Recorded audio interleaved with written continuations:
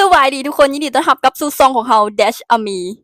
เจอกันอีกแล้วทุกคนในคลิปวิดีโอนี้เรารวมให้ทุกคนเนาะสำหรับใครที่จะเทรดคริปโตเคอเรนซีหยุดก่อนทุกคนฟังคลิปนี้ให้จบก่อนคลิปนี้เรารวมให้ทุกคนก็คือ5ข้อผิดพลาดที่นักเทรดมักจะเฮ็ดรวมทั้งเราไปนำเขาจะรวมให้ทุกคนอยู่ในนี้ก็คือ5หัวข้อที่นักเทรดควรที่จะ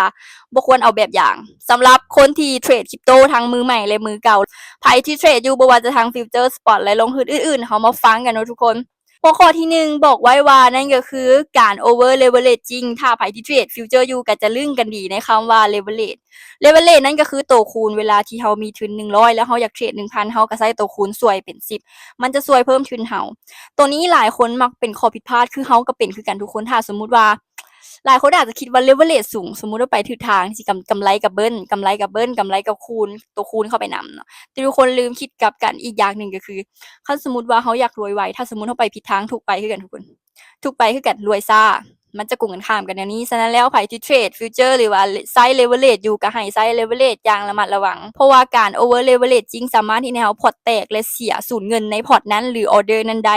หัวข้อที่2นั่นก็คือเทรดตามอารมณ์หลายคนอาจจะเป็นอยู่คือเขาเข้าตลาดใหม่ๆเขาก็เป็นคือกันเนาะเขาเทรดตามอารมณ์เวลาที่ใจร้ายสมมุติเราไม่นี่ไปอาจจะผิดทางหลายคนอาจจะแบบว่าเบิ้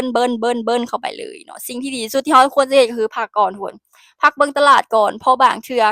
ทุกคนเคยเห็นเวลาที่แบบว่าซ้อนจนซ้อนหักบ่หรือว่าแบบว่า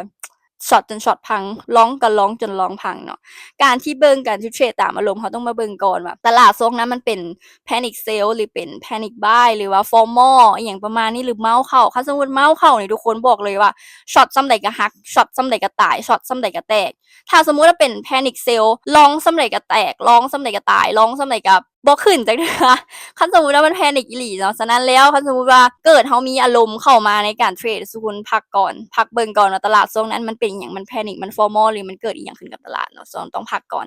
แล้วก็เตรียมแผนใหม่เอามาเบิ่งในข้อที่3ก็คือการที่บ่ตั้ง stop loss หลายคนก็เป็นเนาะบอกว่าบ่ตั้งแล้ว stop loss เฝ้ากราฟเอาบางคนก็เป็นจั่งซี้แต่คนมันไหลเลยเด้อหลายคนก็มั่นใจเกินไปโดยที่บ่ตั้ง stop loss คือที่เราเว้าไปเนาะแล้วปล่อยให้พอร์ตติดลบหนักๆแล้วคิดว่ามันจะกลับได้หรือมันจะแก้ไม่ได้คือให้โอกาสตลาดแต่ตลาดบ่ได้ให้โอกาสเราทุกคนการตั้ง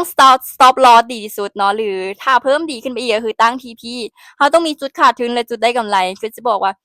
บ่ตั้งดอกกำไรเดี๋ยวฮอดเท่าใดก็กดเอาทุกคนตั้งก่อนบางเทื่อมันไปบ่ฮอดเป้าเราก็มีเนาะหรือบางเทื่อมันอาจจะกลับลงมาแตะใส่ไม้เราอีกบาทหนึ่งคือพอร์ตตัวนั้นเจ้าแบบนี้การตั้ง stop loss ไว้ก็ดีเทื่อหนึ่งค่ะแต่อีกเทื่อหนึ่งก็ตั้ง TP เข้าไปนำเนาะทุกคนเรามาเบิ่งกันในข้อที่4บ่มีการวางแผนพอร์ต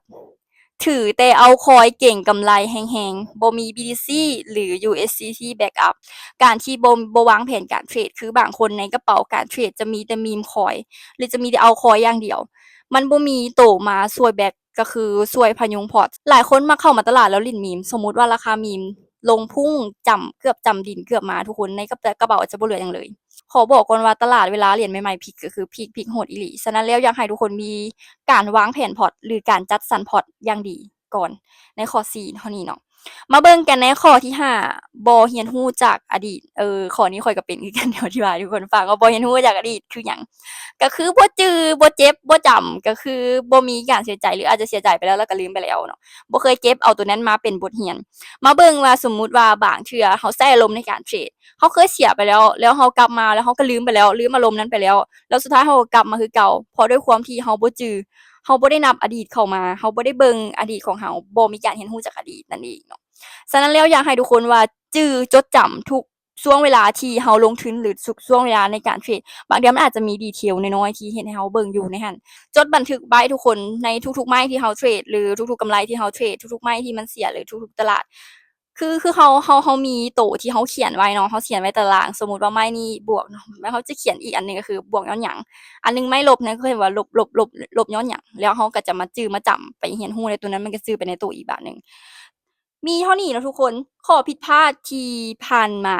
5ข้อผิดพลาดที่เราเตรียมให้ทุกคนในนี้เนาะถ้าสมมุติว่าไผมีข้อผิดพลาดที่มันเหนือการคาดหมายหรือเหนือจากคลิปวิดีโอนี้ทุกคนคอมเมนต์ไว้แล้วให้ความเห็นเราออกมาอีกเดี๋ยวเราเก็บไว้ในนี้อีกแล้วคลิปวิดีโอหน้าของเดือนหน้าหรือของรอบหน้าเดี๋ยวเราเอามารวมกันให้ทุกคนเนาะและก็เช่นเคยทุกคนถ้าสมมุติว่าไผยังบ่ทันได้มีบัญชี Binance และกำลังหา คูปองหรือว่าลิงก์ที่มีส่วนลด 20% ทุกคนสามารถที่จะเอาลิงก์เฮาไปนำใช้ได้ในส่วนนี้เนาะ